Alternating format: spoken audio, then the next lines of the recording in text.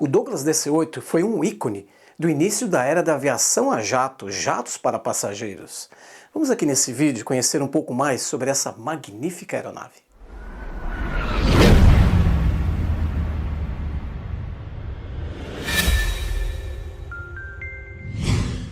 O Douglas DC-8 foi sem dúvida um dos principais aviões do início da era do jato. Ele revolucionou as viagens aéreas, o mesmo também que o Boeing 707, seu principal rival, fazendo viagens longas, sem escalas, voando a 900 km por hora. Naquela época, ele era o segundo principal avião a jato para passageiros, o início da era do jato.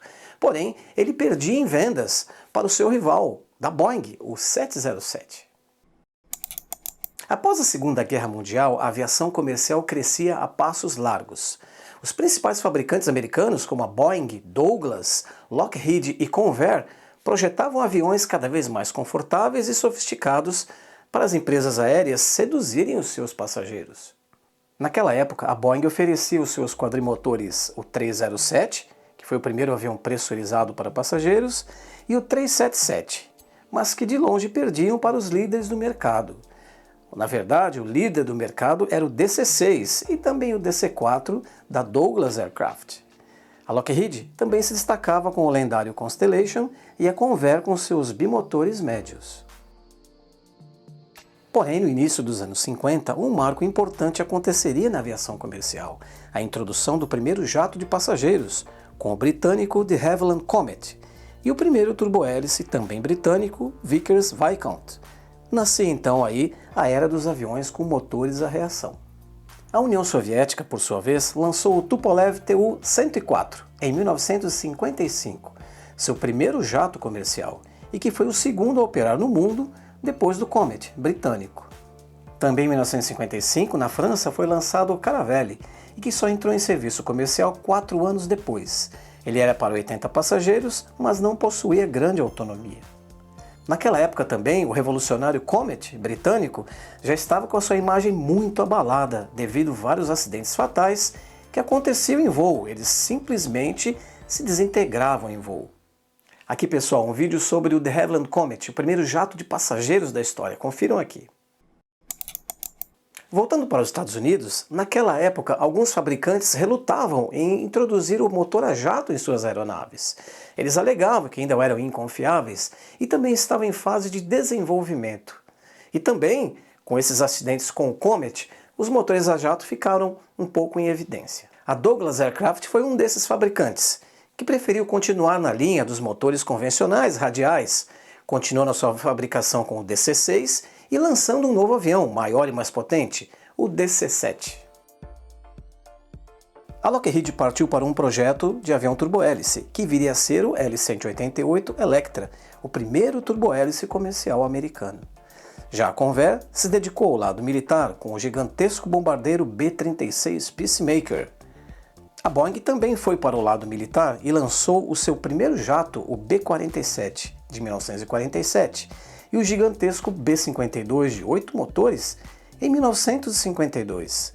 Aviões que já atingiam aí os 1000 km por hora. A história do DC-8 começa lá em 1952, quando a Força Aérea Americana anunciou que iria substituir os seus quadrimotores lentos KC-97, reabastecedores aéreos, por aeronaves com motores a jato. Essas aeronaves eram derivadas dos quadrimotores Boeing 377 Stratocruiser. A Força Aérea precisava urgente de um avião reabastecedor também a jato, pois era muito complicado acompanhar os B-52, B-47 e os caças a jato da época com os lentos KC-97. Era um contrato imperdível com a Força Aérea Americana. Eles pretendiam adquirir cerca de 800 aeronaves reabastecedoras. A Boeing, a Douglas, a Lockheed e outros fabricantes entraram aí no páreo, na disputa para fornecer para a Força Aérea esse novo avião. E o avião da Boeing foi o vencedor, o Boeing KC-135, uma variante militar do Boeing 707. Donald Douglas, o presidente da Douglas Aircraft, ficou inconformado. Foi para Washington para protestar, porém nada adiantou. Ele tinha esperança que a Força Aérea poderia adquirir aviões da Douglas e da Boeing, mas não aconteceu isso.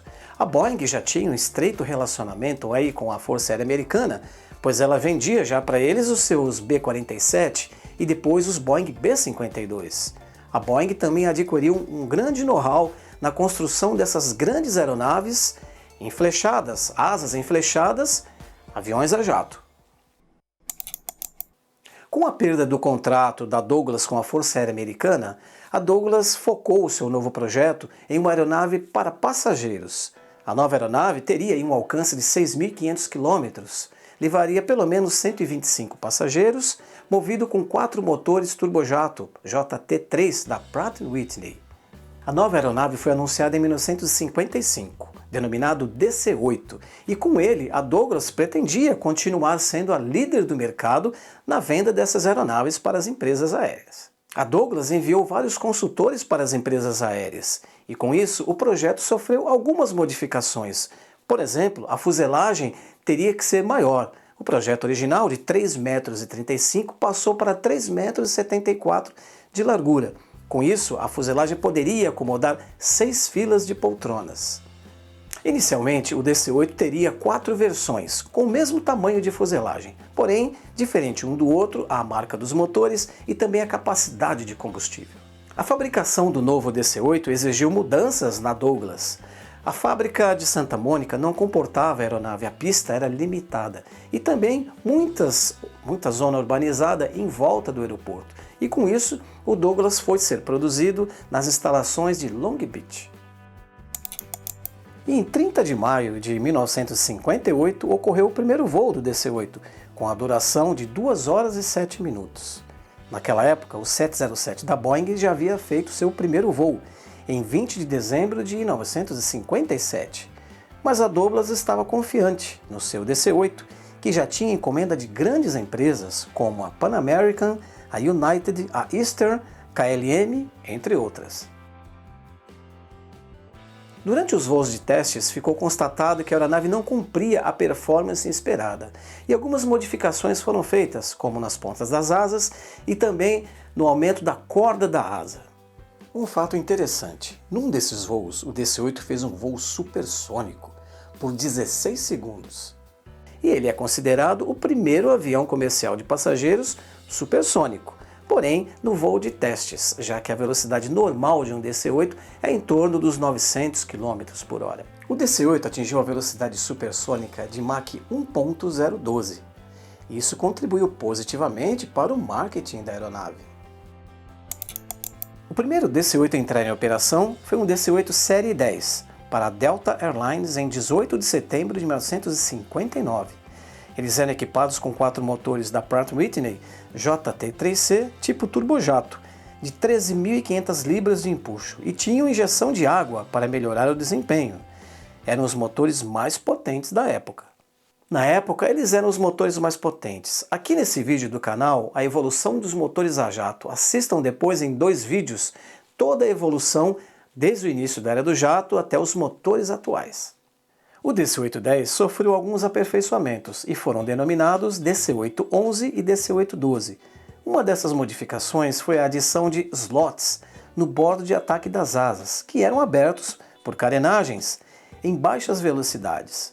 Pessoal, tenho aqui um A340, mas faz de conta que é um DC-8.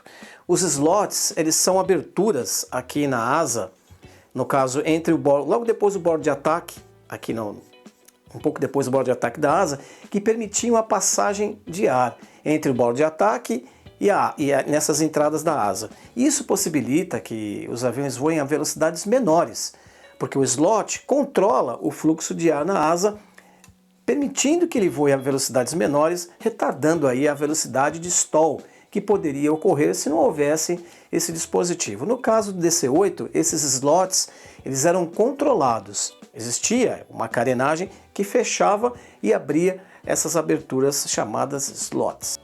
Essas versões já chegavam a um peso máximo de 123.800 kg.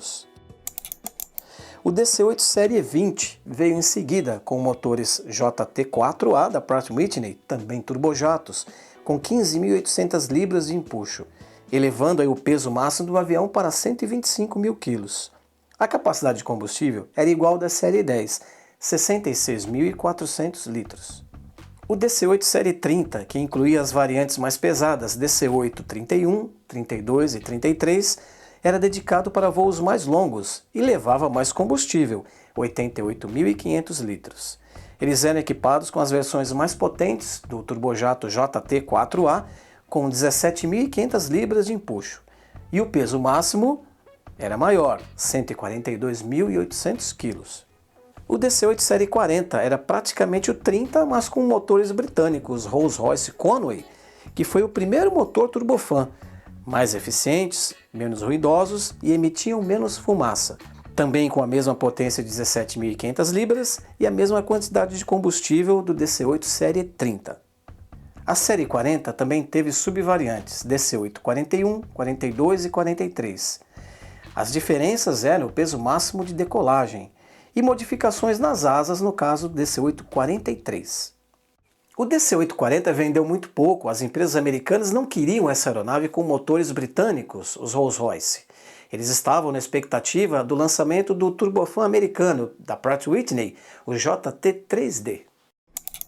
O DC-8 série 50 veio em 1961, finalmente com os motores turbofan Pratt & Whitney JT3D, mais silenciosos e eficientes. As subvariantes DC-8 51, 52, 53, 54 e 55 possuíam diferentes pesos máximos de decolagem, chegando a 147.200 kg, e equipado com os motores JT3D de 18.000 libras de empuxo. A Douglas também lançou versões cargueiras da série 50, e muitos DC-8 série 10, 30 e 40 foram convertidos para o padrão DC-8 50. O DC-8 era bem parecido aí com o Boeing 707, até se confundia muito, olhando de longe. Porém, tinha algumas diferenças. Entre elas, a fuselagem do DC-8 era do tipo Double Bubble, bolha dupla. Esse tipo de fuselagem era mais robusta e permitia aí que o DC-8 voasse a altitudes elevadas, não tendo problemas de fadiga de fuselagem com relação à pressurização. Lições aprendidas aí com os Comet, que explodiam em voo. Uma outra coisa também que todo mundo nota no DC-8, que é diferente do 707 até outros aviões, são aquelas duas entradas de ar lá no nariz da aeronave. Ali, pessoal, existem 4 turbocompressores. A entrada de ar pega ar fresco de fora para os turbocompressores e esses enviam para a cabine de passageiros para pressurização e ar-condicionado. Naquela época havia um certo receio da sangria de ar dos motores para a cabine de passageiros, como foi feito depois em outras aeronaves. O 707 também usava esse sistema, porém os turbocompressores ficam lá na asa, em cima dos motores. Futuramente, nas versões Super 70 do DC-8, esses turbocompressores foram excluídos e ali ficaram os sistemas de ar-condicionado tradicionais com trocadores de calor, e essas entradas de ar faziam aí o arrefecimento dos trocadores de calor. Nesse Super 70 existiu e existe a sangria de ar dos motores para a cabine de passageiros. Uma outra coisa também que as tripulações de cabine, engenheiro de voo, copiloto, navegador, reclamavam muito do ruído desses turbocompressores, já que eles ficavam logo ali embaixo do piso da cabine de comando. Uma outra coisa também bem notável nos DC-8, principalmente os mais velhos, que são os com motores turbojato, é uma espécie de anel, bem atrás do motor ali, atrás do escapamento do motor. Aquele lá, pessoal, é o ejector, os ejectors. Eles tinham 2 funções. Uma delas era a redução de ruído quando aberto, já que eles distendiam, eles iam para frente e para trás. Na posição aberta eram redutores de ruído. E também ali, naquela espécie de anel, existiam as conchas do reversor de empuxo.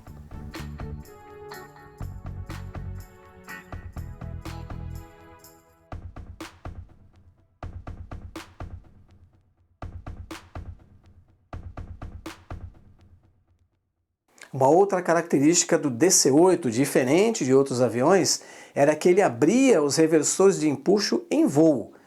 O DC-8 não tem speed brake de voo. Os spoilers que eles têm em cima da asa funcionam somente na função speed brake com o avião no chão.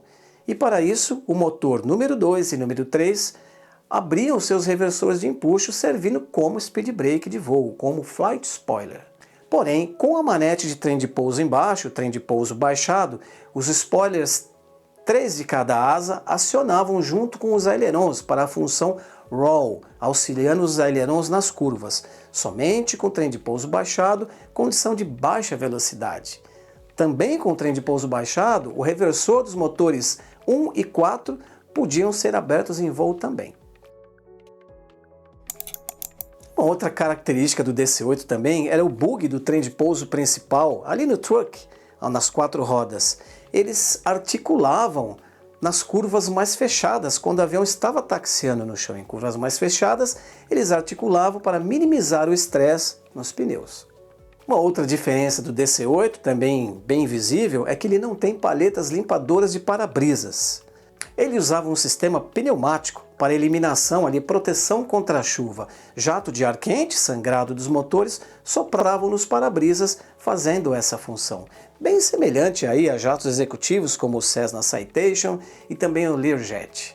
Porém, os pilotos se incomodavam muito, porque era muito ruidoso quando se acionavam esse sistema pneumático aí nos para-brisas. Na cabine de comando, piloto, copiloto, engenheiro de voo e também o navegador. Nos anos seguintes, o navegador foi excluído, ficando a tripulação de 3 técnicos.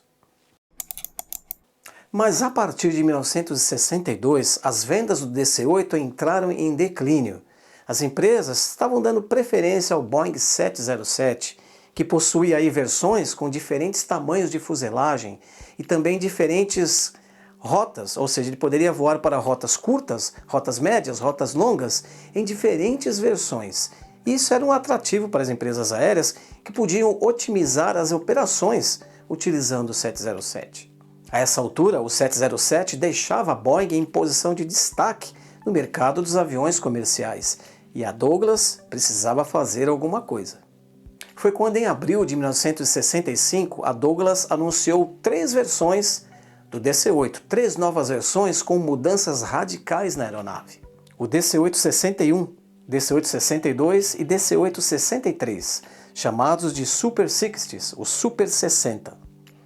O DC-8-61 foi o primeiro, voou pela primeira vez em 14 de março de 1966, com a fuselagem bem maior que o dos outros DC-8, com 57 metros e 10 centímetros de comprimento, podendo levar até 269 passageiros, ficando com o título de avião de maior capacidade na época, perdendo apenas depois com a chegada do 747 em 1970.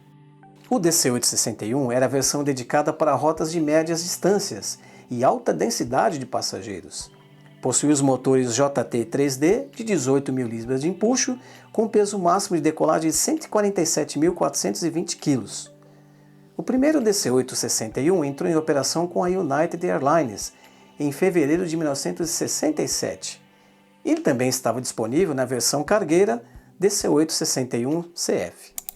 O segundo Super 60 foi o DC-8-62. Foi lançado em abril de 1967.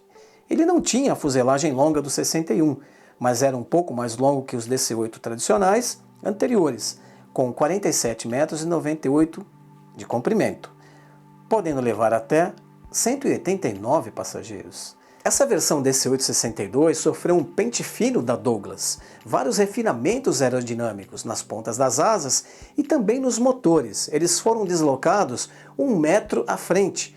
O pylon dos motores foi redesenhado, isso para melhorar a aerodinâmica. E também as carenagens dos motores, muito visível isso, era mais lisa, era mais clean. A intenção da Douglas era minimizar o arrasto ao máximo, pois essa versão era de longo alcance do DC-8, chegando a 9.600 km, e levava mais combustível também, 92.000 litros. Os motores eram os mesmos JT3D de 18.000 ou 19.000 libras de empuxo, na variante DC-8-62H. O peso máximo de decolagem subiu para 158.760 kg. DC-8-62CF e AF eram as versões conversível e cargueira. Também nessa época, início de 1967, a Douglas Aircraft se funde com a McDonnell Aircraft, se tornando aí a McDonnell Douglas. O terceiro avião, Super 60, foi o DC-8-63, que entrou em serviço em junho de 1968. Ele era do tamanho do Longo 61, mas com refinamentos aerodinâmicos do DC-8-62. O peso máximo em decolagem era maior e chegava a 161 mil quilos. Versões de carga também foram lançadas do DC-8-63. No final da década de 60, as vendas do DC-8 começaram a ficar mais ameaçadas. Nova York e outros centros impunham regras anti-ruído cada vez mais rígidas, e muitos aviões eram afetados com essa lei do ruído, principalmente aí o DC-8.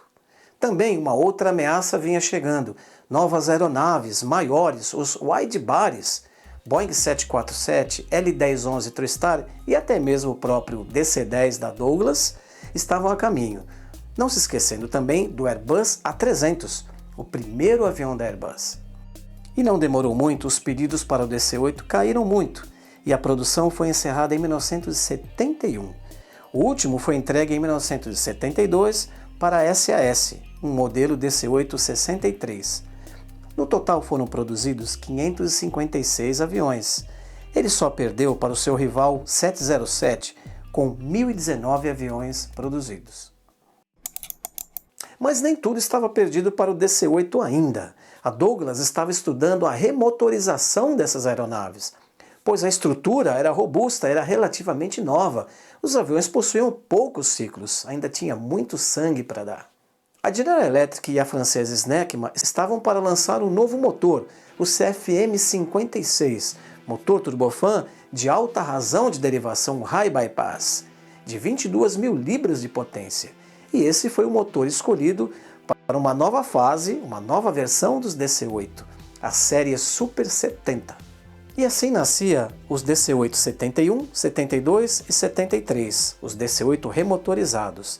Eles ficaram 70% mais silenciosos, 23% mais econômicos e ganharam um pouco mais em alcance. No total, 110 conversões foram feitas do padrão Super 60 para o Super 70 até 1986.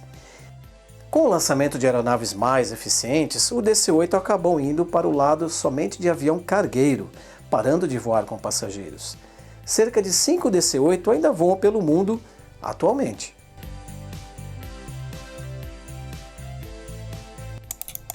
O DC-8 foi operado no Brasil pela Pan Air do Brasil, a partir de março de 1961, quando chegou a primeira aeronave. No total foram 4 aeronaves da versão DC-8-33. Depois do fechamento forçado da Pan Air, esses DC-8 passaram a ostentar as cores da Varig. Muitos anos depois, o DC-8 voltaria a voar no Brasil com passageiros, com a Air Vias, e como cargueiros pela TCB, Skymaster, Beta Cargo, VASP e outras empresas. Inclusive também voaram o DC-8-73 remotorizado. Pois é, pessoal, magnífica aeronave o DC-8, um ícone aí, junto com o 707 e outros aviões do início da era do jato. Só lembrando também, pessoal, sigam o canal também pelo Instagram.